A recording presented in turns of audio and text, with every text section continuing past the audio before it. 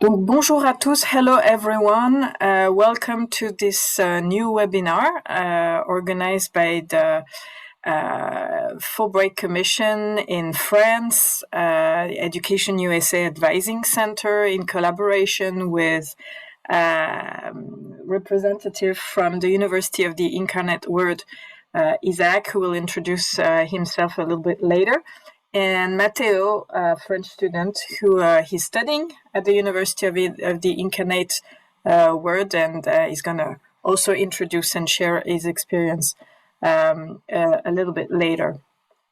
So my name is Céline Ouziel. I work for the Education USA Advising Center at the Fulbright Commission in France. So I'm going to share my screen just to show you the website of the Franco-American Fulbright Commission. So our website is Fulbright with one L, -france.org. And you can get a lot of information about studying in the US on the section called Etudier aux USA. And you have, for example, a whole section on studying. Everything is written in French about the university system, the admissions procedure, how to finance a US education. And there are some information about athletic scholarship in particular.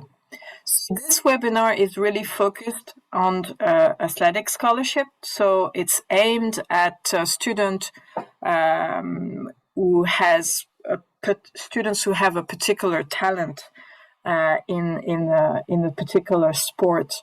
And there are a lot of universities in the US who offer scholarship for these particular students. So to explain what is Fulbright France and Education USA, so the Fulbright Commission is a binational organization. It's supported financially by both governments, the French government and the US government. And the primary aim of the Fulbright Commission is to administer a scholarship program. It's not an athletic scholarship program. It's more like an academic scholarship program called the Fulbright Program, which is very prestigious in the US, and it's principally for graduate studies. So this program is for students who are going to the US for master's degree, PhD, research, but also American students going abroad, for example, in France to do the same.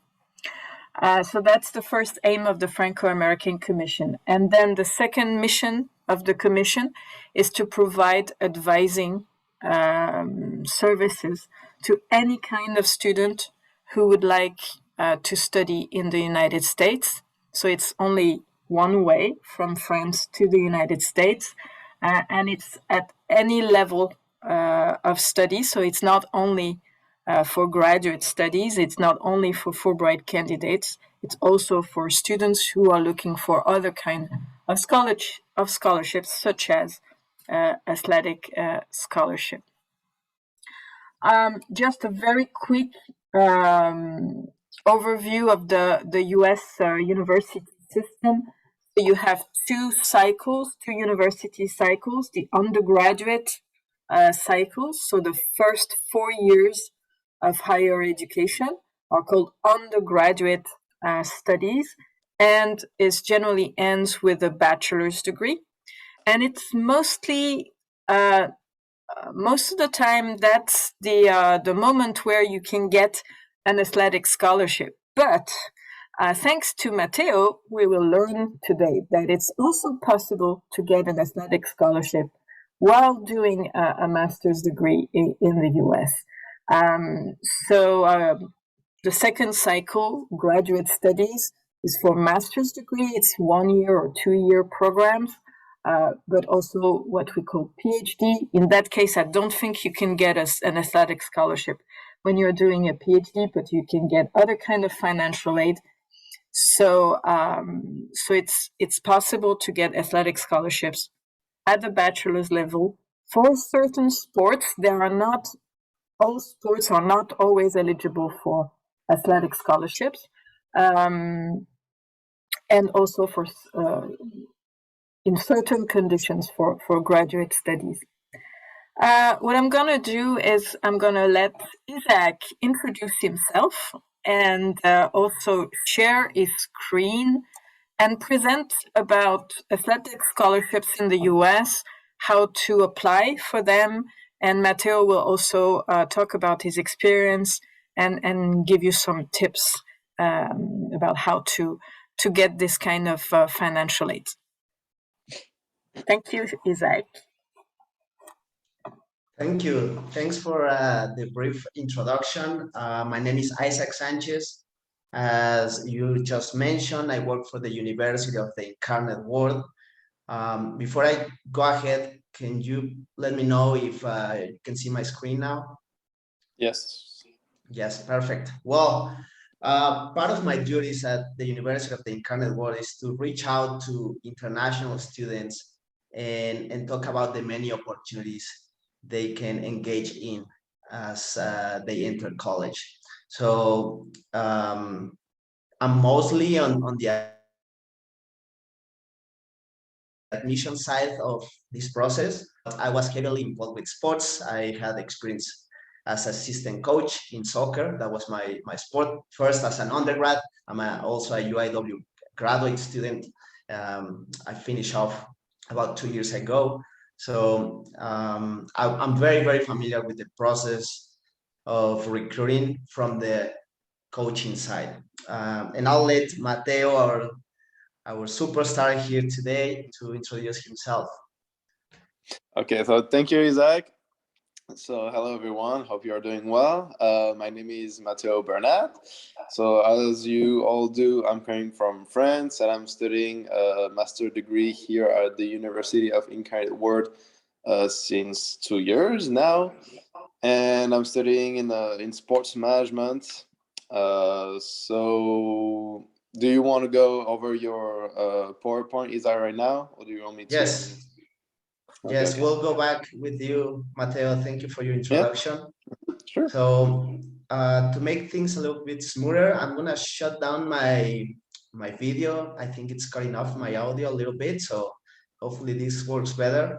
And let's get started. Okay, so a quick overview of what's UIW. We're the 4th largest private university in Texas.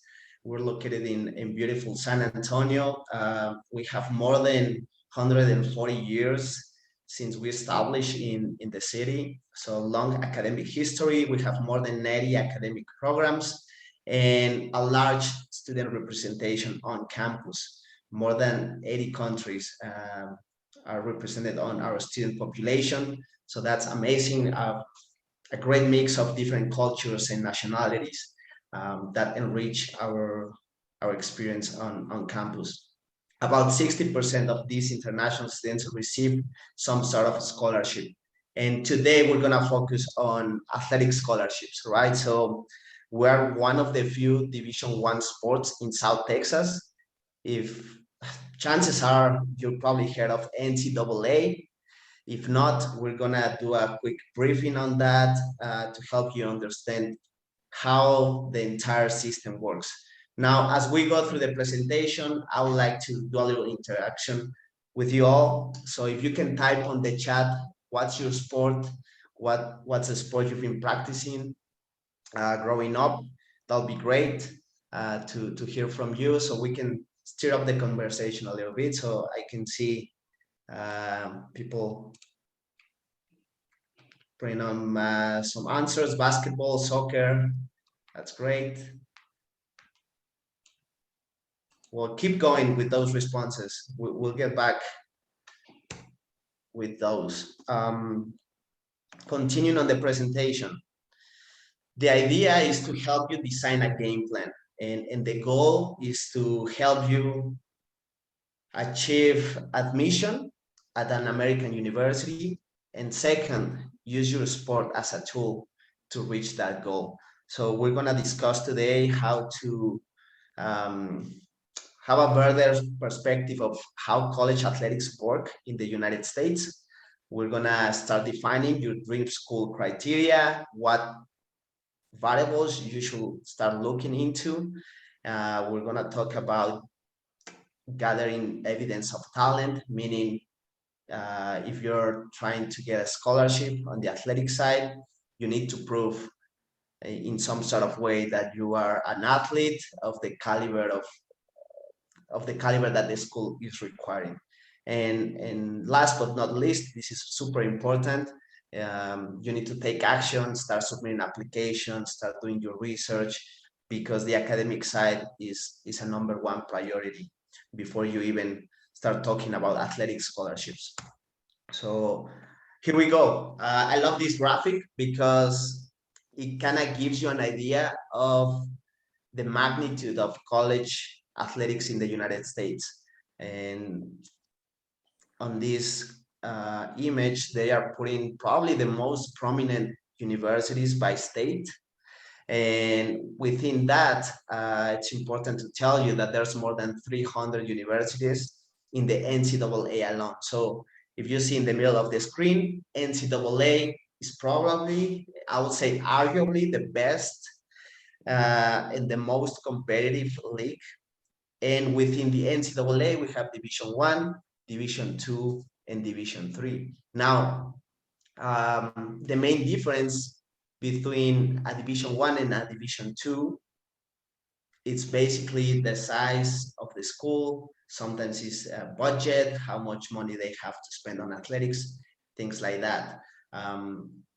Now, if you compare Division I and Division II versus a Division III school, the main difference is that Division III schools cannot receive athletic scholarships, meaning you'll have competition, you'll have leagues, they'll mimic what's done on the Division I level, but the students cannot receive athletic scholarship. In exchange, what they do is offer really great academic scholarship and complement that with extracurricular activities. So that's I think the main point on the NCAA side. And parallel to that, we have the NAIA, which is very similar to the NCAA. This is mostly conformed by small private colleges in the US. So the system is very similar. They basically mimic what's done at the NCAA, but I would say for smaller, more private schools. And then if you look at this side of the screen, we have the Junior College Association of Athletics, where you'll find all those community colleges, which basically, if you're not familiar with that, those are conformed by schools that offer associate's degrees, which usually last 2 years. And these programs are designed for you to start there and later on, once you have your assets, transfer out to a 4-year university. So as you can see, there's not a linear path on college athletics. You can probably bounce around a few schools, and that's okay. The system is built to do that, especially for community colleges. They want you to go in and then transfer out to a 4-year university. Now, on the NCAA Division I and Division II, what it's important to highlight is that we have great academic and athletic scholarships. They can be combined, so that's amazing. We have hands down some of the best coaches in the world in all kinds of sports.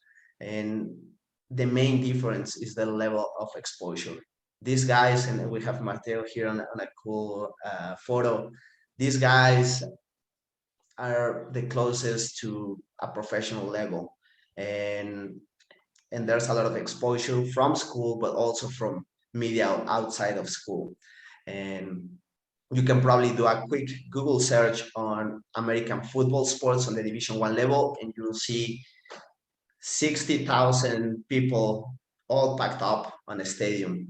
And that's the beauty of college athletics, right? The level of exposure, the camaraderie, if you're inside a team, and all the benefits that can come from practicing the sport you love. So if we were to design a roadmap, it's very important to start figuring out if you are the type of player that can compete at a Division I level, or maybe a best fit for you will be a Division II or a junior college or an NAI school. And there's a lot of factors that you can start playing with to make that decision. But very, very important, if we can simplify this process, is what's the school I want to play? And here I'm highlighting, for example, a Division II school. But maybe the reality is that my level is for a junior college. And that could be a good stepping stone for later on transfer out to maybe a Division II or a Division I school. So keep that in mind. You always have the ability to jump and transfer out to a different school if that's your goal. Now, below what we call varsity sports, so all of these will be considered varsity sports. Below that, there's a big trend and a big push to what we call club sports. These are non-varsity sports, meaning these teams are not completely 100% sponsored by universities and are mostly driven by students. So this is a perfect way to extend your athletic career. Maybe if you play sports growing up or in high school, but you weren't quite intense in trying to reach a college scholarship, well, this will be the perfect setup for you to keep playing. We also have a conference. If we win the conference, you can play a regional tournament. If you win a regional tournament, you can play at a national tournament, very similar to what's done at the NCAA level. The beauty of this is that you have the chance to gear on, put your jersey, represent your school, and compete against other universities. Another big push for this is that we have access to Division I facilities, some of the best athletic facilities in the world. So why not use those resources and keep bringing people into sports? This is a great balance for academics and athletics. And some schools are offering participation scholarships at the club sports level. Obviously, the amount of money you can earn in club sports scholarship is probably not as good as what you could potentially earn as a Division I athlete or a Division II athlete. So keep that in mind. There's other options other than varsity sports. So very important. You need to start thinking about your perfect fit. What's the environment you're gonna be the most successful? And we can put some variables down here. For example, if you ask me, I will say academic and professional development will be the #1 priority for me. For some people will be the cost of attendance and the amount of scholarship they could receive. For others, location plays a big role, as well as cost of living. And you'll be surprised by the amount of students that will make a decision based on athletic facilities, location, student life, and obviously athletic programs, because that's a major, and I would say a key factor on college decisions. So every case is different. Maybe for someone like Mathéo, the athletic program will be a #1 priority and the rest will fall down. I'm not quite sure what was his situation, but keep in mind these factors, and based on that, you can start narrowing down what school will be ideal for you. Come down, it all comes down to making a list of 5-6 options where you can focus on and start applying. And you already know those are environments where you could maximize your chances to be successful. So we're diving into the meat of this presentation, and probably you are wondering, how can I get recruited? How can I get noticed by coaches? Number one, if you're in high school, it doesn't matter if you are just starting or if you're about to finish, you have to focus on academics. We call student athletes for a reason. You're a student first and then an athlete.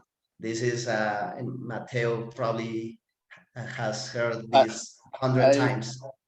I agree with that.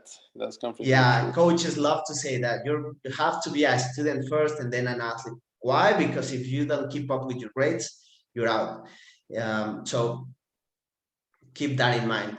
Number two, we're gonna spend some time on talking about highlight reel videos. This is arguably the best tool you can use to get noticed by coaches, as well as your sports CV, your curriculum, your sports resume. Very, very important. Finally, you have to be proactive. We talk about that. You have to do your research, submit applications.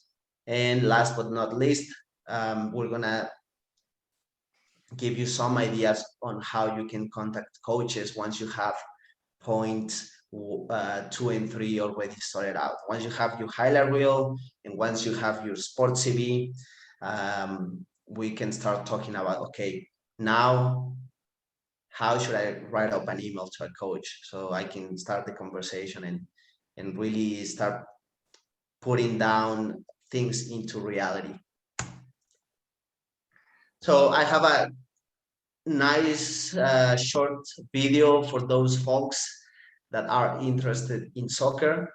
This will be great for you, but maybe if you are a basketball athlete or any other team sport, I think the same rules will apply. And I have here a spotlight effect. I'll discuss that as the video goes, the 20-second rule, game real situations, variety of play, and keep it professional. Some of these points are very self-explanatory, but very important that you focus on that as you start developing your video.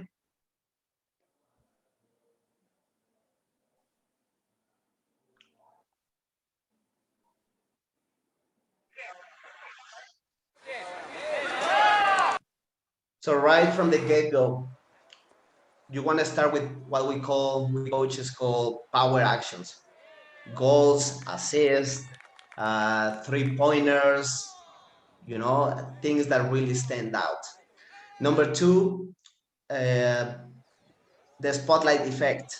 You'll see on the next play how the screen will freeze, and you'll see that editing effect, which is very important in team sports, because the coach really wants to focus on you. Like, if you don't signal where you at, what are you doing, it'll be impossible for a coach to make an evaluation, right? So very, very important that you signal where you at, what are you doing, and make it very clear for the coach to say, okay, this is me, and this is what I can do. Now, variety of play. This is a perfect example.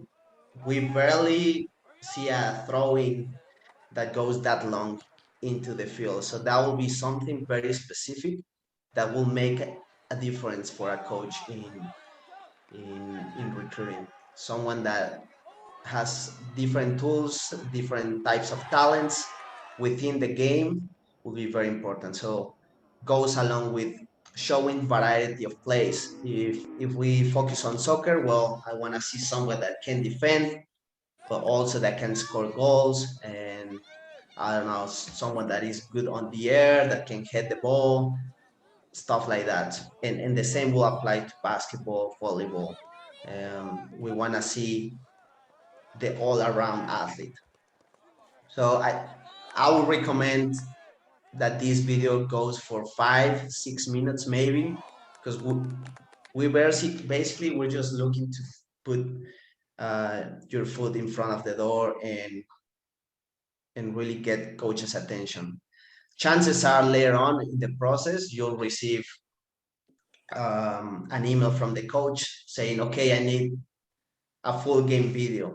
And that's okay. You have to be prepared for that. But I think the key for you to get in noticed is to have a great high-level video. Obviously, keep it professional. You can include music. Obviously, be mindful of that. You know, you don't want to put some harsh lyrics on that video, but that will be a good recommendation. And then include that link in your sports resume, which is basically what you have accomplished, special awards, things like that that you can list down. Obviously, very important to put your contact information. Everything goes by email most of the time. So I think that's a no-brainer. Just as you will apply for any other job, you have to include your basic information and list down what you have accomplished and what you can do for the team in this case. Now I'm gonna pass it on to Mathéo. He's gonna talk to us about his experience as a student athlete. So the mic goes with you, Mathéo. All right, thank you, Isaac. So yeah, so again, my name is Mathéo Bernat. I'm a track athlete. I don't know if I mentioned it earlier. So I'm gonna go through some points that I think are essential before coming here. So first of all, how it all started for me. So first of all, I was in a bachelor degree back in France, and I knew that I could have the opportunity to study my master in US, as well as practicing and still competing for track and field. So knowing that, what I did is that I went on the website, the American website that register all the ranking. I mean, like all the performances and all the athletes in Division 1 and 2 and 3 in track and field. So I saw some of people are doing track and field as well in the chat. So the website is called TFRSS. So it's like ranking all the people, and you can see the school they're coming from. So from there, I found like the people that were competing at the same level as me, and I found the school they were going to. So from there, I went to the school website, and I checked the roster, the coaches. Then, oh, okay, I'm gonna write down the website real quick for the people that are in track and field. TFRSS. There you go. Sorry for that. So then after that, I went on the school website, and you have all the emails of all the coaches. So the head coach, the hurdling coach, the distance coach. So from there, you can like just create a good email with all the advice that Isaac gave you just earlier, and send all the videos with all the editing. And after that, the thing you can do is take all your transcript and translate them in English. So I think started from the last year of college, like our French college, la troisième en gros. So you can translate all your transcript from la troisième, and you can send it to this website called WES, WES, that stands for World Education Service. So this website is gonna send all your transcript to the school you want to apply for. And after that, if one of the school wants you, you can just like exchange email with the international office, from those school. And like what happened to me is that my international office like took care of me like perfectly. They told me like how to do everything. So I just followed the advice they were sending me by email. So that was pretty easy.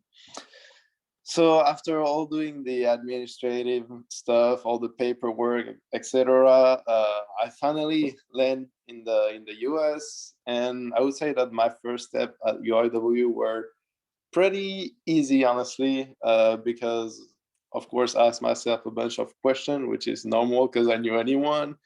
I didn't know where I was, honestly, so I was pretty scared. But the thing, and like that's just a blessing, is that you are going to be part of a team, even as an individual sport like track and field. You're going to be part of a team, and that's something really nice because you are going to be with people that are sharing the same passion.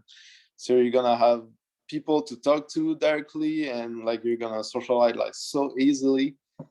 And the thing that was really nice to me is that my international office was there for me anytime I was asking any question or I was lost. So they were here to provide me help and answer to all the stupid questions I had. So that was just perfect. So do not hesitate once you are in your school to reach out to your international office or your teammates, because they're going to be here to help you and they're going to be glad to help you, honestly.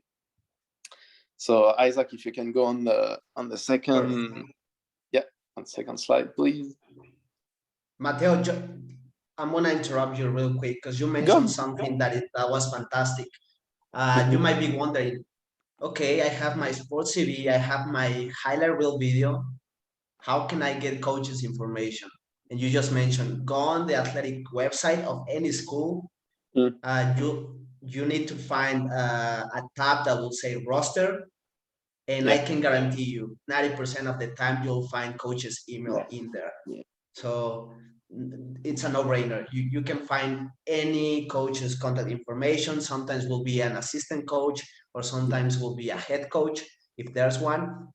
But that's how you can, that's part of doing your research, right? If you're looking for that athletic route, start finding those top 5, top 10 schools, schools, coaches, contact information. Yeah, exactly. Go ahead. Exactly.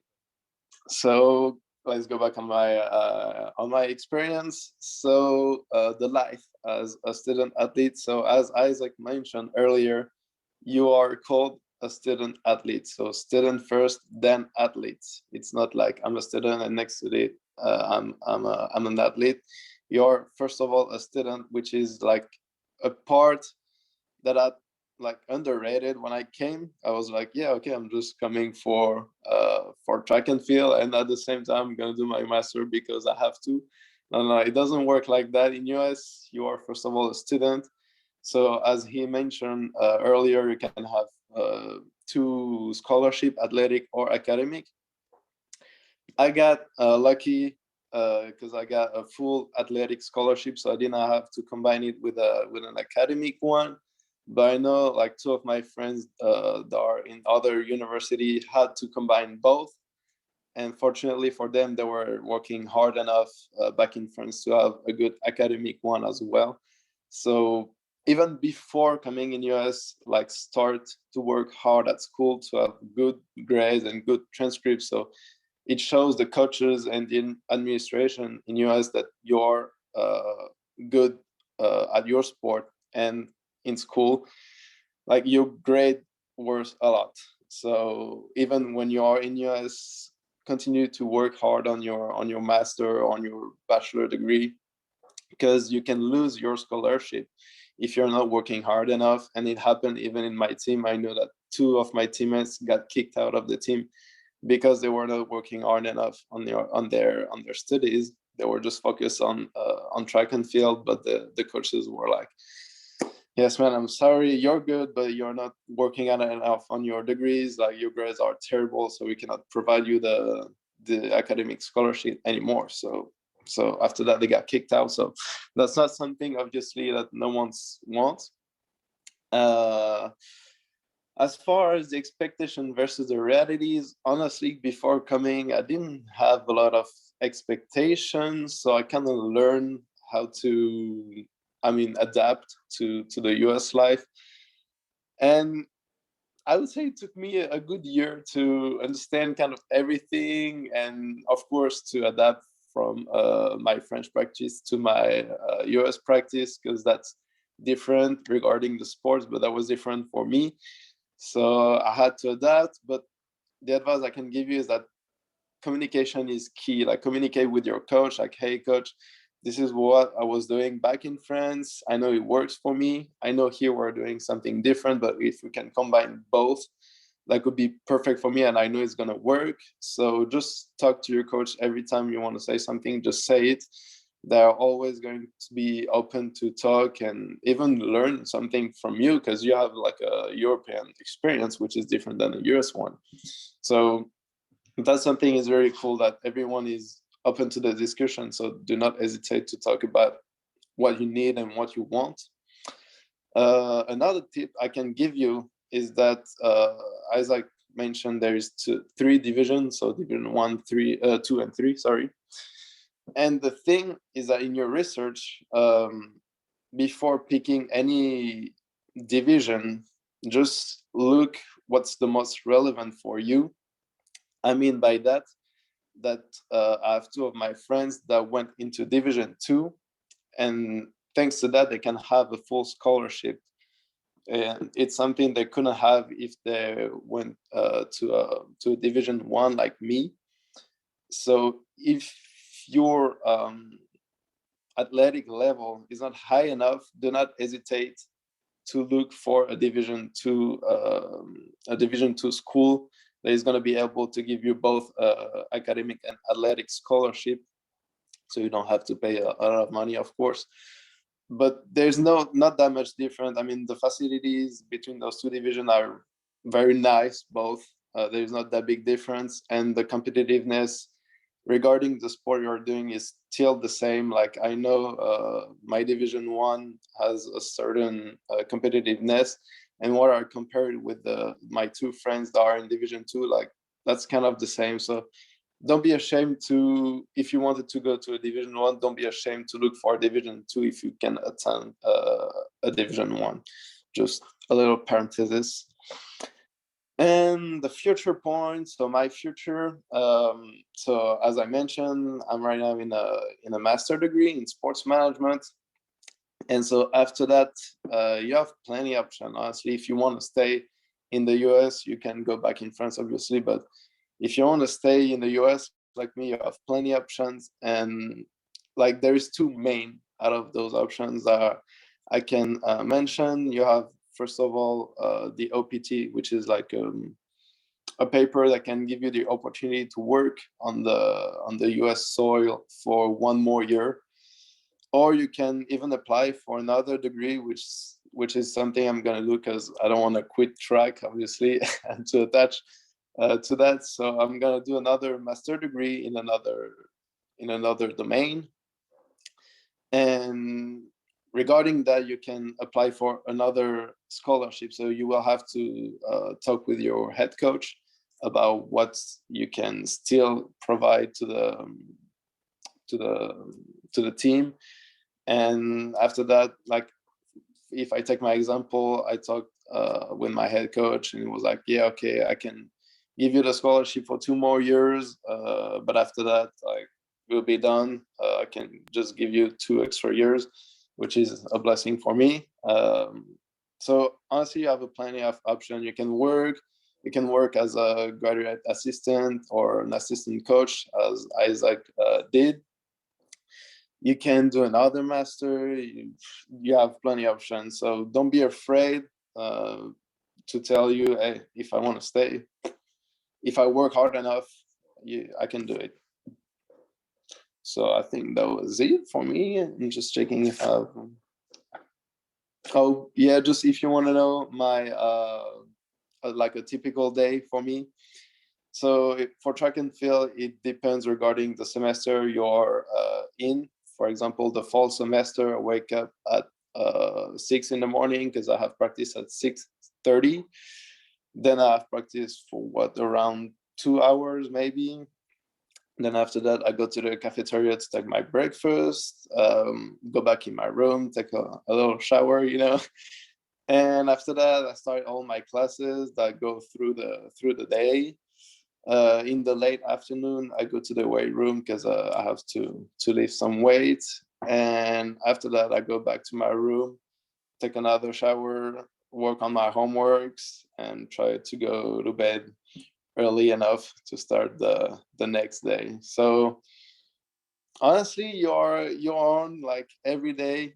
So like have a good hygiene of life, like go to sleep earlier, which is very important, and eat well as well, because you're going to be physically tired. I don't know how guys you are working now, but I know that the US manner is different than the French one, so provide all the thing that your body needs to keep on going every day.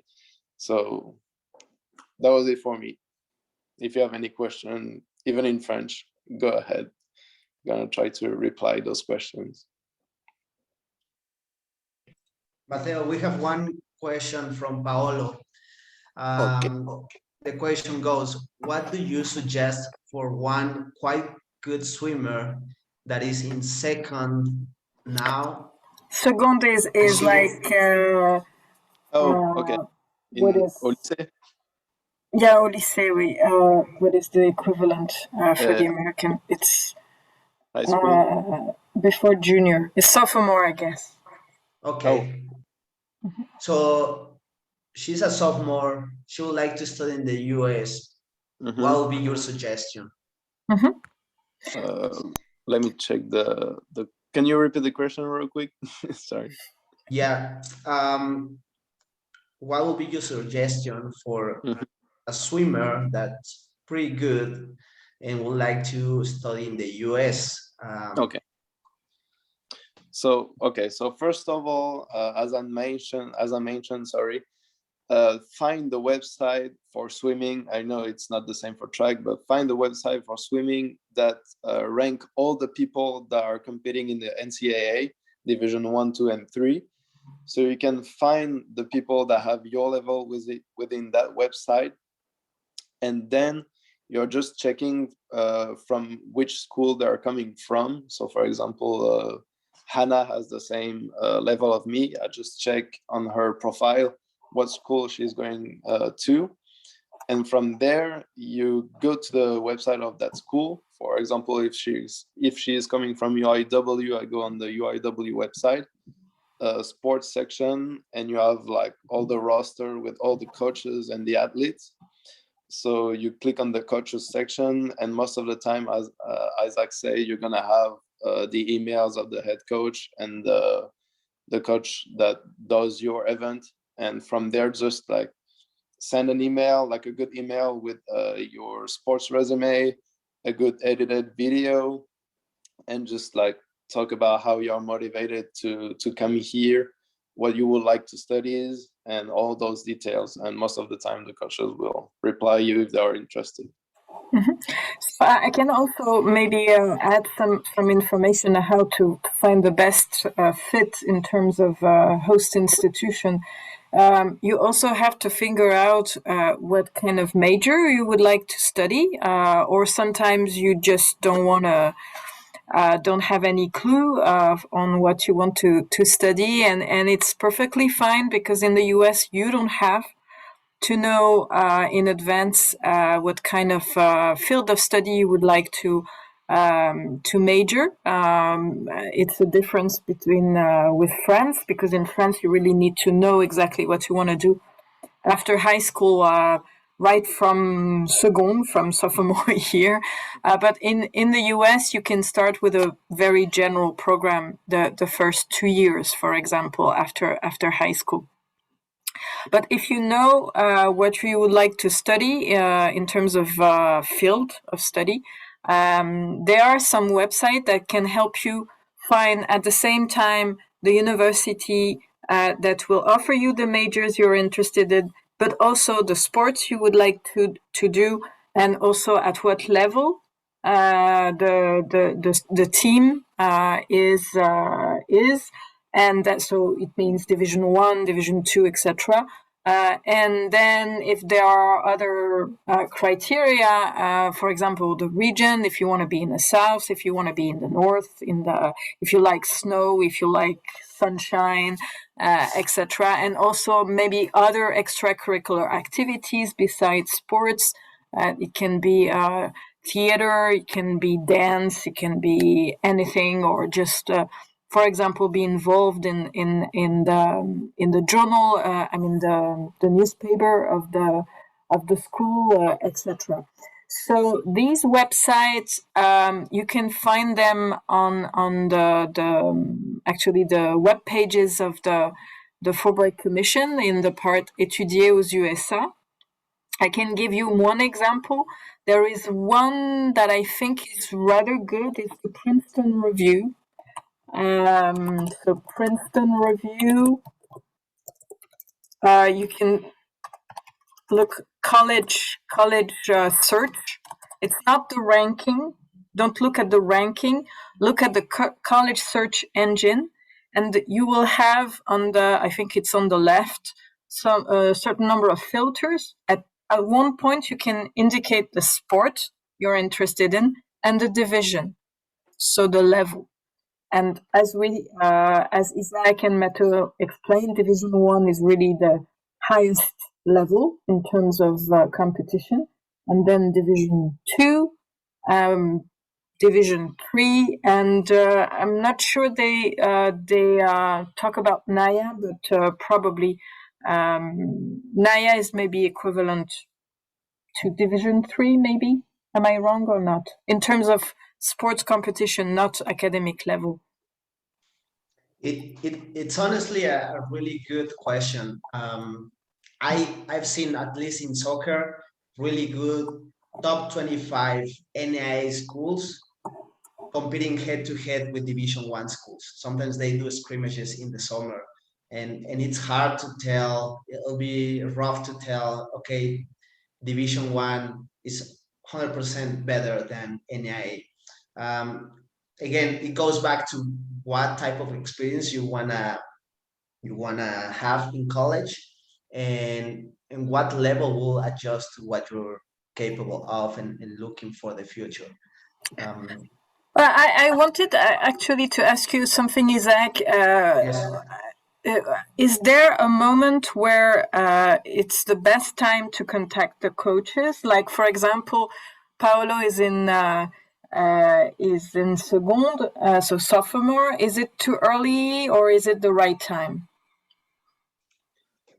Yeah, it's definitely a good time. If you are a sophomore and if you're a junior, great time to start talking to coaches. Senior year, you have to act quick. I would say you're late in the game if you're just starting contacting coaches if you're a senior. So great question. Yeah, the earlier you can start, and I will say sophomore and junior year will be ideal. Mm-hmm. And then there's a question from Noah, and maybe I can answer that too. Is it better to go and study to US after the baccalaureate? So baccalaureate is like high school diploma, or first to get a diploma in France and then do a master in the US? I would say it depends on the field of study, and it depends also on the timing. For example, if you're now in senior year, it might be a little bit late to start anything. So for some, for example, if you want to study law in the US, maybe it's better to go at the master's level. At the same time, it's not very easy to get a scholarship if you're studying law. I'm not sure it's possible. Meaning at the master's level. For other programs like engineering, it's possible to do it after high school or at the master's level. Again, it really depends on you. It depends on your level of your academic level, but also your sports level, etc. So it's really a personal question, I would say. if I can compliment on your advice, I would share just my experience on that topic, because that's a question I ask myself, of course. And if you want to play safe, just go for your bachelor. I mean, that's what I did. I went for my bachelor in France. So I told myself, if everything goes wrong in US and I have to go back in France, I already have a diploma that is recognized in France. So if I have to go back and I have nothing to do, I still have a diploma in France that is recognized. So from there, I was like, okay, I'm gonna wait to finish my bachelor in France, and then I'm gonna go to the US to finish my master. So I'm sure I still have at least a bachelor back in France that is recognized, that I can use to find a job after. Mhm. Yes, and we have another question that can relate. They were asking if there's an age limitation to play NCAA sports. And the answer is yes. You have only a certain time for you to play sports, and the regulation can go quite deep. So you need to really check on those age limits. It could vary by division. So maybe Division 1 might be different from Division 2 and obviously NAIA or junior college. But it's like a clock. You have to be mindful that even if you do a gap year, so if you stop studying for 1 year, those are red flags for the league to say, okay, Mateo graduated high school 2 years ago, what he has been doing all this time. And the reason why they do that is that the NCAA is very stringent on an amateurism rule, meaning they don't want professionals, right? It'll be unfair. They consider unfair a professional that had 3-4 years of experience playing at the highest level coming back to college. So they have certain rules. I would say NCAA is quite tough on that line. So be mindful of that as well. Yeah. And there's a question, what is the minimum level required to compete in Division 1? I guess it really depends on the sports, right? Yes. Yeah, it really depends on the sport you're doing. I see the rest of the question is the national championship high enough? Honestly, for me, for track, I know that the level is like super high. Honestly, if you go to the national championship in Division 1 here, that means you're going to do the world championship after that, probably. So it really depends on your sport. I don't remember what sport you are playing, but I think that was soccer. I think if you're playing soccer, Rafael, yeah, the level is high enough. You can trust me. Basketball, okay. Still for basketball, you know, we're in the US, so the level is pretty high. Honestly, our team this year struggled a lot to compete for the regional. So yeah, if you go to the national, you are very good, honestly. Yeah. And there might also be a difference between men's teams and women's teams, because I think each university must give as many scholarships for girls and boys, right, Isaac? Yeah.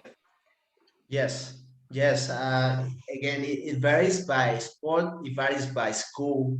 Some schools are fully funded at the NCAA level. That will be 9.9 scholarships if it's a team sport. Basketball is a little bit different. Basketball and football. So yeah, honestly, I've seen a graph that goes around on websites. On average, let me rephrase this. If you're a high school athlete, your chances to jump from high school into NCAA on average are below 6%. So that gives you an idea of how tough it is to make it at that level. Now, I don't want to discourage anyone. There's always, like I said, a lot of different options, more than 300 schools in each division. So there's opportunity, but yeah, the caliber and the level required to compete at that level is super, super high. And if we talk basketball, I mean, even from physiological standpoint of view, it's hard to compete with American athletes, right? Because that's their key sport. But I've often heard that it's probably easier for a girl to try to get a scholarship for basketball at a high level, right? Because there are less candidates, maybe. Yeah. What do you think? Yes, I mean, sometimes I'll talk from my experience. Sometimes things align, and it's like the stars and the planets align, and you get offered a chance. And it's academics, is the school, it's the coach having the budget for you to offer that scholarship. A lot of factors can play in, but my best advice is take action, contact coaches, do your research, and make things happen, right? That's how things go. And be strategic also, I would say, because I mean, as you said, Mateo, don't only apply to Division 1 schools, try Division 2, try also NAIA universities, and also maybe you can try with the NGCAA. If you're in high school, you can try to get into a community college first. And a lot of them are offering athletic scholarships. They have good teams, and it's also a way to get recruited. Because you're there, many coaches can come and watch you play while you're competing at the community college, and then they can recruit you to transfer into an NCAA Division 1 or 2 schools. So that's another strategy. Yeah, exactly. And just as I mentioned in the group chat also, make sure you're checking the conference you're going to. For example, if you're going to a Division 2 that is competing in a conference that is very competitive, make sure it's also the case for Division 1. Like I know some Division 2 are competing in high-level conference, while some Division 1 are just competing in a conference that are not competitive at all. So make sure the conference is relevant to your level, yeah. Mm-hmm. Oh, I just wanted to answer the other Mateo's question. So I've noticed some men's soccer schools have really big rosters, up to 60 players. I'm not sure I understand what it means, but maybe Isaac and Mateo, you can answer that question. Sure. You're right, Mateo. So what he means is that you can look at some men's soccer program and have 60 athletes listed in there. Now, is that something to avoid? I wouldn't call it like that. I would say that means there's opportunity for you to get on a team and build up your way. So I've had a lot of cases, especially in soccer, this is common practice, right? Like you can get accepted and admitted to school, and you get offered a small athletic scholarship for soccer, for instance. And then if you do things really well, the coach might say, okay, we're gonna test you this freshman year, but there's a big chance if you do things right that I can bump up your scholarship. And that's how you can start building up your scholarship. It's all based on performance. That's a reality, especially in the US. There's this mentality of a meritocracy. They call it like that. It's all based on merit. You earn it, here you go, you have some extra money. So I don't know, Mateo, if you want to add something up. No, we just agree that the meritocracy notion is like super true. Like for example, we just won the conference championship like a week ago, and I did first on the 60-meter hurdles and second on the long jump. And I think without that, I couldn't have my 2 extra years to do another master degree. Like after these victories, like my coach was like very open to the discussion, very open to offer me another scholarship for 2 extra years. So yeah, just like that sounds bad, but move your ass and like just practice hard and do the best you can, like athletic wise and academic wise, so you can like take advantage of all what school can give you. So just go hard and you will learn a lot of things. So sorry, we're almost at the end of this webinar. So I would like everyone to be able to answer. To ask some specific questions. So there's a question about rugby. Is it a sport where you can get a scholarship? First question. That's my question, actually. Honestly, is it eligible? I've never seen rugby in US. There are some schools that offer rugby. I don't know if they're NCAA regulated, but for example, I've seen rugby teams all across the nation on the club sport level. So that could be an opportunity for you to keep playing sport. We at UIW do not have Division I rugby, but we do have rugby as a club sport. Again, this could be an option for you to get into the system, probably get a little additional scholarship. But